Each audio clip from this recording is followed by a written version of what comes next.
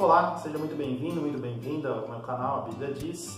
Aqui quem fala é Fernando Campos e hoje nós vamos continuar a série de estudos que estamos fazendo a respeito dos 5 pontos do calvinismo versus arminianismo, hoje falando especificamente sobre o 4º ponto, que é a graça irresistível pelo lado do calvinismo ou a graça resistível, podemos assim considerar, pelo arminianismo.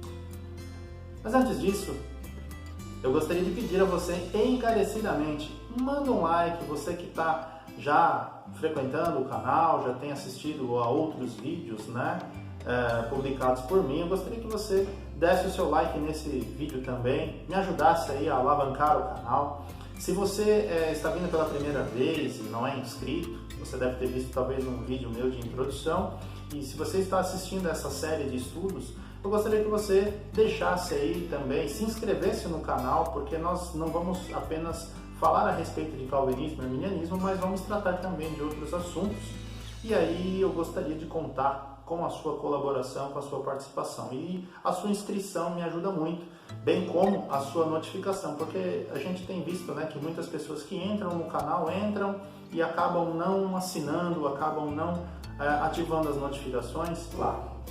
Falando a respeito de graça irresistível ou vocação eficaz, primeiramente pelo ponto de vista calvinista, basicamente, no que consiste essa graça irresistível? O próprio nome está dizendo, é uma graça, é uma ação a qual a pessoa não consegue opor. A gente pensa assim que é fato consumado, o camarada simplesmente vai ser derrubado ali, Deus vai puxar ele pelo beiço, vai fazer com que ele vá e aceite a Jesus. Não é assim que funciona. Eu vou até explicar para vocês de forma sequencial, a ordem em que esses fatos acontecem. Claro que isso está sendo colocado para vocês de forma didática, porque muitas das vezes esse processo que eu vou descrever daqui a pouquinho para você, ele vai estar acontecendo muitas dessas coisas simultaneamente, ok? Muitas dessas coisas acontecem simultaneamente na vida de uma pessoa sobre a qual a graça de Deus está agindo. E como que essa graça age na vida das pessoas, então? Mediante a ação do Espírito Santo, mediante a ação do próprio Deus, na pessoa do Espírito Santo, atuando na vida daquele que ele quer salvar, no caso da vocação. Eficaz quer dizer o seguinte, que aqueles a quem Deus chamou, esses ele vai agir, vai criar todos os meios possíveis para atrair essa pessoa para si. E a primeira coisa que ele faz então é conceder vida espiritual para essa pessoa. A palavra de Deus nos diz lá em Efésios capítulo 2, verso 1, que ele nos deu vida estando nós mortos em delitos e pecados. Então, um ponto já para nós refletirmos é que ele nos concede vida. Jesus, no capítulo 3 do Evangelho de João, também fala a respeito do novo nascimento para o Nicodemos, por ocasião. Ele fala que importa-vos nascer de novo. Ele fala da mesma questão, que quem não nascer da água do Espírito não pode entrar no reino de Deus. Então, a partir do momento que Deus, pelo ponto de vista, pelo entendimento da visão calvinista aí no caso, que também era a visão de Agostinho e de outros teólogos do passado, era a visão de que Deus ele atua previamente na vida do cristão, na vida do eleito, na vida daquele a quem ele quer chamar, quer salvar, e ele atua na vida dessa pessoa regenerando, ou seja, ele concede vida espiritual para aquela pessoa, ou seja, ele já tem uma possibilidade aí de virar, de se voltar para Deus. Mas ele faz mais do que isso, ele não para só na questão de conceder vida, ele também concede para essa pessoa a liberdade da sua vontade. Ou seja, a vontade do homem, como vimos anteriormente em vídeos anteriores, nós vimos aí na questão da depravação total, a vontade do homem está cativa do pecado. Não só o pecado de Adão, mas os próprios pecados que nós cometemos. A prova de que nós somos pecadores é porque nós pecamos, não tem outra explicação não.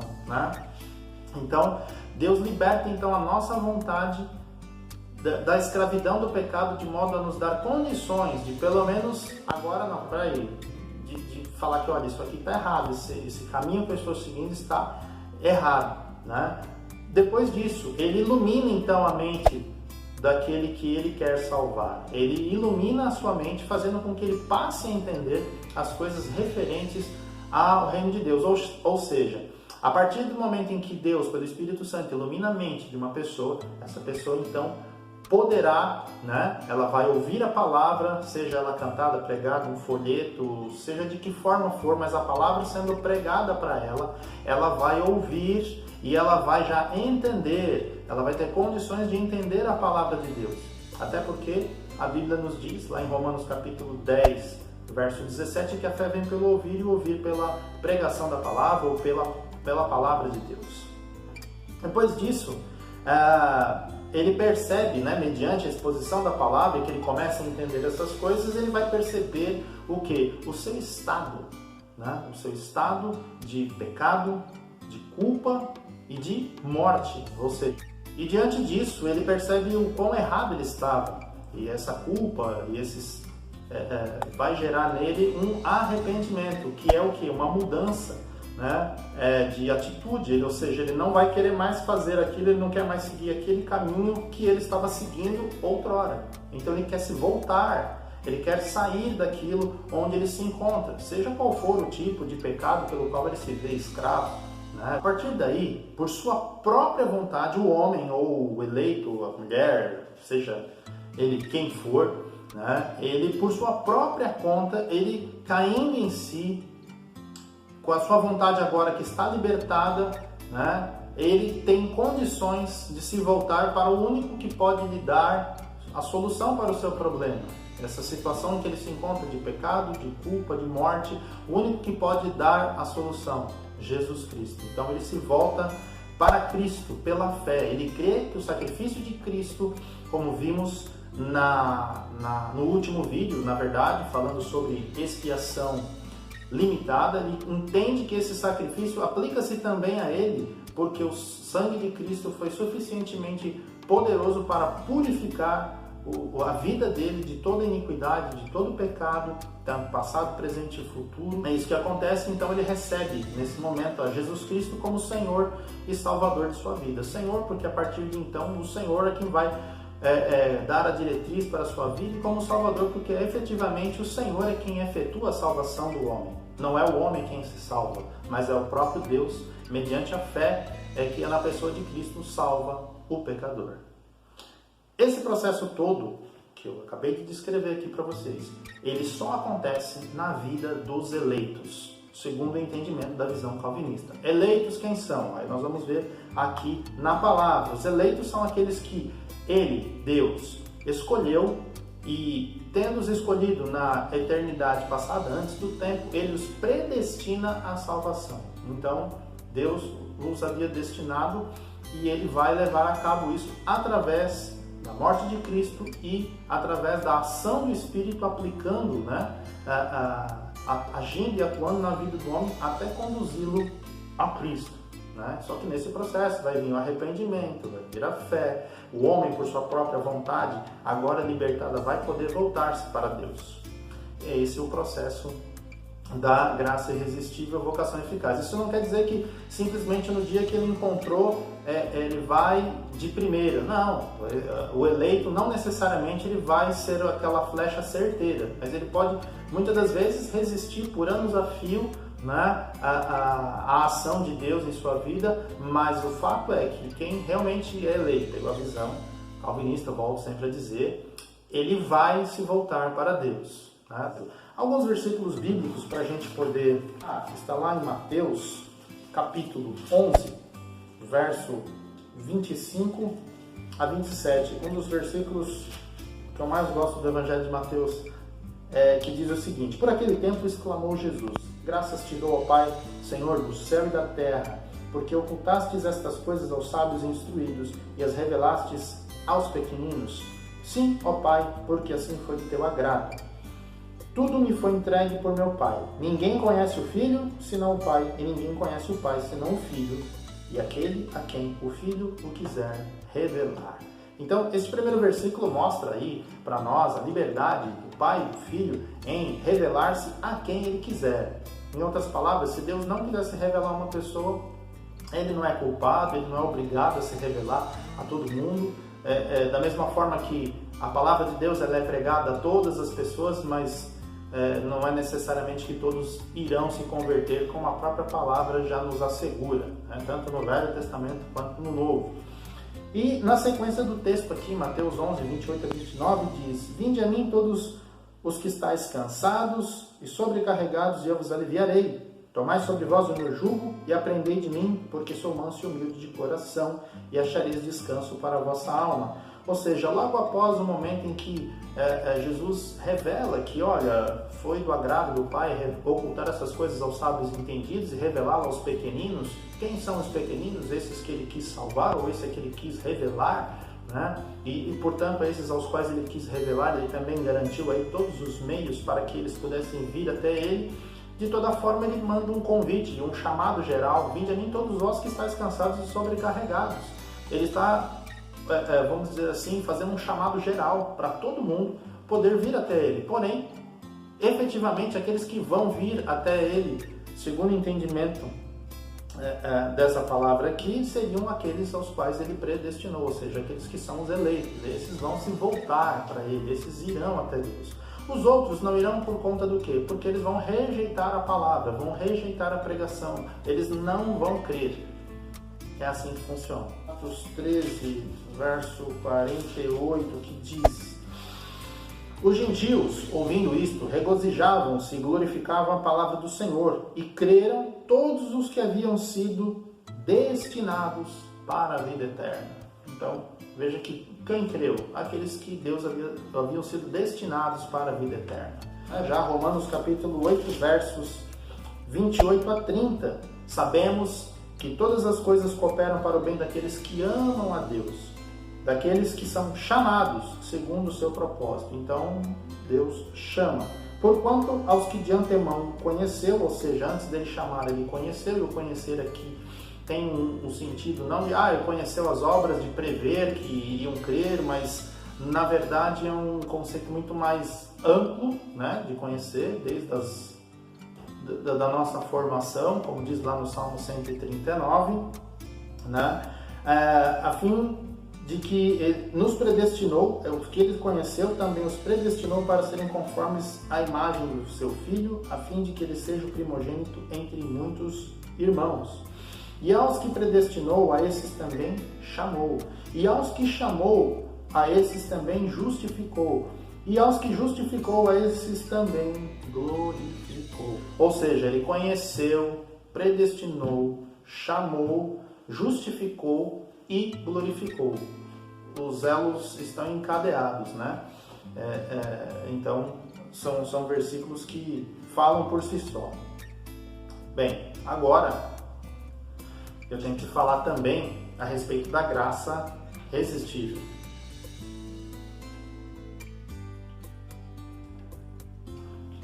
Mas antes a gente dá uma hidratada e vamos lá. Por outro lado, parte da visão arminiana está ancorada aí na graça preveniente. O que quer dizer graça preveniente? Como nós vimos no primeiro vídeo, ou melhor dizendo, no segundo vídeo, quando a gente fala a respeito de depravação total, para ser mais exato, nós comentamos a respeito da questão da graça preveniente.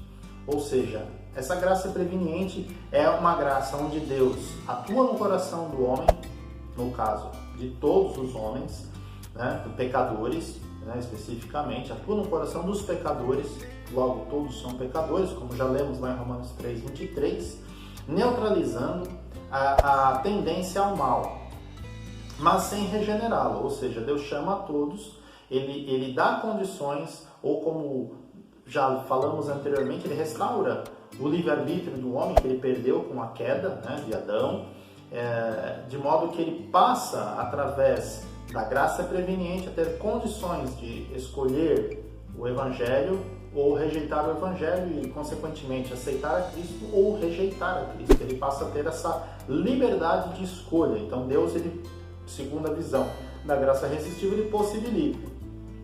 Então, é possível aí esse homem, ou melhor, né, o pecador, ele aceitar ou ele resistir. Então, a graça preveniente, no final das contas, ela acaba não salvando ninguém. né? Ela simplesmente abre uma possibilidade para que essa pessoa possa voltar-se para Deus ou não voltar-se para Deus. Ou como a própria visão arminiana entende, seria uma forma de que a salvação possa ser ofertada a todos. E aí aqueles que recusarem, esses efetivamente virão a ser rejeitados pelo Senhor, né? Deus então fica de que forma? Ele fica na expectativa de que a pessoa, ao ter a sua capacidade de escolher, ou a sua liberdade, né, de ação, ou o seu livre-arbítrio, ele possa então escolher seguir a Cristo ou não seguir, ou aceitar o Evangelho ou não seguir. Mediante a aceitação em seguir a Cristo e voltar-se para Deus, e voltar-se para Ele em arrependimento e fé, então Deus concede aí a graça salvífica, né, que seria a graça salvadora para que essa pessoa seja alcançada por Cristo efetivamente, e a partir daí vai conceder a ele a capacidade, né, de perseverar em obediência no Evangelho, né? Então é a partir daí que Deus vai atuar. Então ele vai ajudar o homem a permanecer em Cristo. Alguns versículos aí que nós podemos citar, nós temos Romanos capítulo 10, o próprio Romanos 10, verso 16, que diz que: mas nem todos obedeceram ao Evangelho, pois Isaías diz: Senhor, quem acreditou na nossa pregação? Então está dizendo que nem todos, foi ofertado a todos, mas nem todos aceitaram, no sentido de que alguns que não aceitaram foram aqueles que resistiram, ok? Nós temos aí também Evangelho de João, capítulo 1, verso 11, diz: veio para o que era o seu, e os seus não o receberam. Ou seja, Jesus teria vindo para os judeus, e os judeus, de uma forma geral, como nação, o rejeitaram, né? Porque, na verdade, se a gente pensar que quando Jesus ressuscitou, haviam 120 discípulos, né? Entre eles os apóstolos, então não é que todos o rejeitaram, mas alguns o aceitaram, né? Mas o ponto é que ele veio para que eram os seus, e os seus rejeitaram, no sentido de que eles tiveram poder, né, por assim dizer, de resistir, de não aceitar. Outro versículo que nós temos, os dois estão lá no Evangelho de Mateus. Um é o próprio Mateus 23, e o verso de número 37, onde o próprio Jesus exclama, né, sobre Jerusalém, dizendo: Jerusalém, Jerusalém, que matas os profetas e apedrejas os que te foram enviados. Quantas vezes quis eu reunir os teus filhos como a galinha ajunta os pintinhos debaixo das asas, e vós não o quisestes. Então, seria uma exclamação do próprio Jesus, falando que em vários momentos ele quis ajuntar, ele quis salvar, ou quis trazer para perto de si o povo, né, de Jerusalém, que habitava lá, mas eles não quiseram, eles rejeitaram a palavra, rejeitaram os profetas, rejeitaram os ensinos da palavra de Deus. Então, é nesse sentido que ele está falando aqui. Nós temos também o próprio Evangelho de Mateus, o 11, o verso 28, né, onde fala lá: vinde a mim, todos vós que estáis cansados e oprimidos, ou cansados e sobrecarregados, e eu vos aliviarei. Então, o convite do Senhor é para todos, né, no sentido de que o convite é geral, né, o chamado é para todos. Embora isso, no ponto de vista que nós abordamos anteriormente, também falava que o chamado é para todos, porém somente os eleitos é que vão acabar indo e permanecendo. Aí nós vamos chegar na conclusão, para a gente já fechar aí esse ponto, a respeito da graça resistível ou irresistível. Uma das conclusões, né, que eu gostaria de apresentar e dividir aqui com vocês é a seguinte, que é um fato. Alguns creem no Evangelho e outros não creem no Evangelho. Isso é um fato. Por mais que a gente relute em admitir, às vezes a mesma palavra que é pregada, uma pessoa vai lá em lágrimas e se rende aos pés de Cristo, e o outro sai como se nada tivesse acontecido, né? E a vida segue normalmente na vida dessa outra pessoa.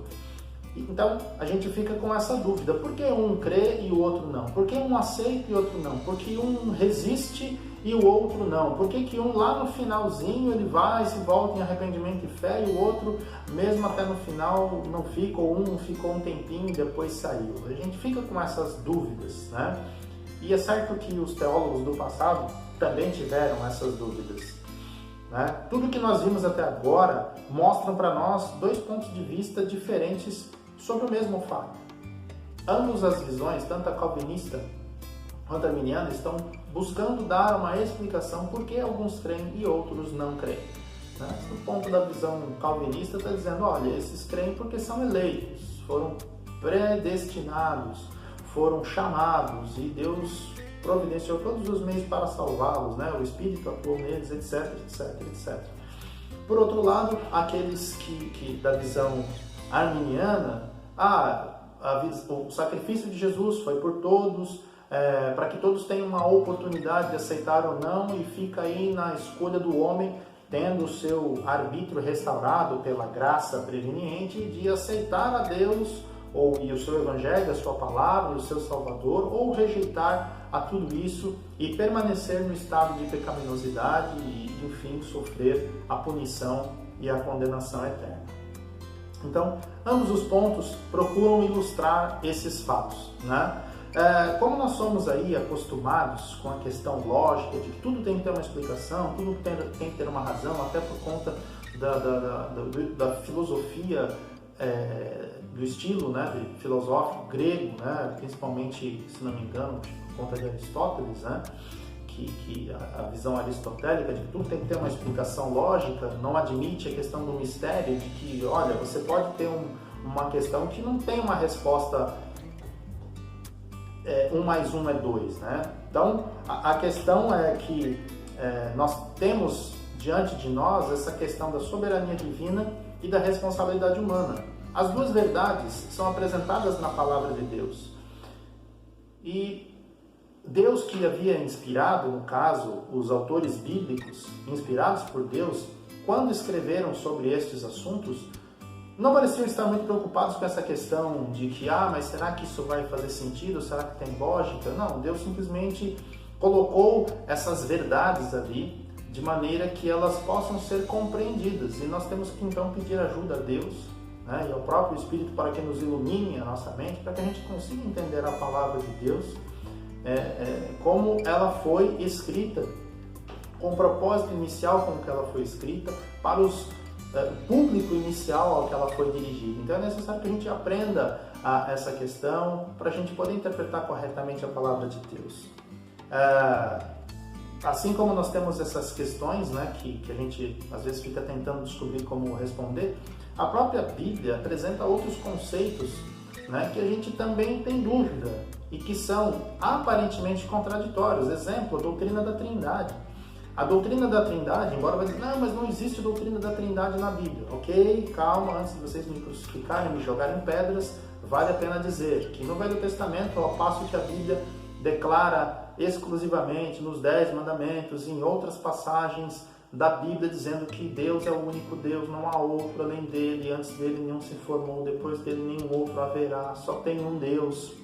Ele fala para Israel, né, que lá em Deuteronômio capítulo 6, verso 4, se não me falha a memória, do Shema Israel, ouve, ó Israel, o Senhor, nosso Deus é o único Deus, etc e tal. Ao mesmo tempo que nós temos isso, no Novo Testamento nós temos uma revelação de que Jesus se coloca como sendo Deus também, juntamente com o Pai. E também temos uma revelação posterior ainda dizendo que, olha, o Espírito Santo é um consolador, ele segundo a tradução mais apropriada, o consolador ou o outro consolador, o paráclito, né? Ele é alguém da mesma estirpe, da mesma categoria, do mesmo poder, da mesma autoridade. Ou seja, aí você tem uma revelação de que, poxa vida, nós temos uma pluralidade de pessoas no mesmo ser. Ou seja, Deus é Pai, Filho e Espírito Santo. Um é a pessoa do Pai, o outro é a pessoa do Filho, o outro é a pessoa do Espírito. E isso a gente às vezes se atrapalha para explicar e para entender, mas esse conceito está na Bíblia. Ao mesmo tempo em que a Bíblia fala que Deus é um, ela também explica que ele subsiste na forma de 3 pessoas. E aí como que a gente harmoniza isso? Outra questão também, que é uma questão de mistério, de dúvida, né, no meio nosso, e foi durante muito tempo na história da igreja, basta você dar uma pesquisada aí, foi motivo de cismas, foi motivo de concílios e outras situações, motivos de heresias, inclusive, dentro do seio da igreja, né, nos seus primórdios, a respeito das naturezas de Cristo, a natureza humana e a natureza divina. Em algum momento as pessoas negaram a natureza humana de Cristo, apegando-se somente à sua natureza divina. Em outros momentos se apegaram somente à sua natureza humana, relegando a natureza divina de Cristo, deixando ele de ser Deus e homem simultaneamente. Então, essas questões, meus queridos, é uma questão que precisa ser levada em conta, né? Mas as duas verdades estão lá, né? Ainda que pareçam ser contrárias uma à outra, elas na verdade se complementam. Mas a gente precisa então da misericórdia de Deus para que a gente consiga entender esses pontos, né? Que são um pouco, sim, um pouco, ou até seria modesto dizer, são bem complexos para nós. Aí, depois de tudo que eu falei, gostaria que você que ficou até o fim, né? Quero agradecer aí a sua participação. Gostaria que você compartilhasse, curtisse aí o vídeo, comentasse também o que você achou, se você tem alguma outra dúvida, né? E a gente se vê aí na próxima oportunidade, tá bom? Fiquem com Deus.